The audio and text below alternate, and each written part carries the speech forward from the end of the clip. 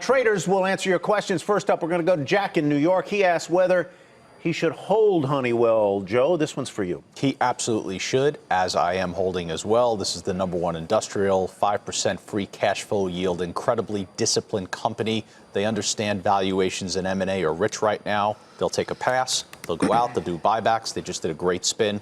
This company's doing fantastic. So hold Honeywell. All right, Josh, David wants your opinion on Slack. I own the stock. It had a huge first day. Jumped. It was a direct listing. There were no underwriters pushing it. There was no green shoe or any of those mechanical things. It was just pure demand. Stock has a very, very, very high valuation in terms of price to sales. However, there are other recently publicly traded companies in the same space with even higher valuations in terms of things like price to sales, price to enterprise value, et cetera. So I like the name. I think they're going to do really well. I think the first earnings report will be very interesting and will determine whether or not I get a chance to add some at a lower price, which actually is what I'm hoping for. All right, Donald in Las Vegas writes, should I hold off buying Boeing until the 737 MAX is back in the air worldwide, Jim? Hey, Donald, thanks for the question. I do expect at some point, and we don't know when, those babies will be flying into McCarran Airport, and you'll be watching them along the way. Bottom line is, look, my actions speak louder than my words. I bought Boeing about a month ago at $341. I think you should, too.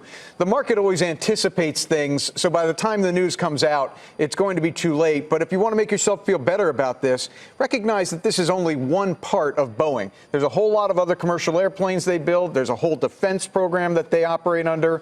So I do think you should own Boeing here. Not many people would think that Boeing would be up almost 10% for the year, given what they've been through. That's a very good point. And it is. It may reflect my own personal belief before I got into it that it got ahead of itself. I mean, it was flying, a little bit too much into thin air, and so when this hit, there was room. The 737 MAX news, there was room for it to come down, but it's come down about 25%. That's a very good opportunity. This is a free cash flow machine, albeit the next 6 to 12 months that's going to be impaired a little bit. Boeing has had these mechanical troubles throughout its history as a publicly traded company.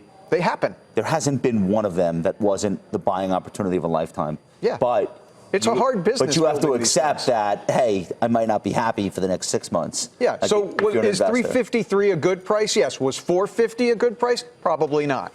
All right, Georgia in Iowa, or maybe it's Iowa in Georgia, wants to know, should she stick with Pfizer? What should she do with it, Jenny?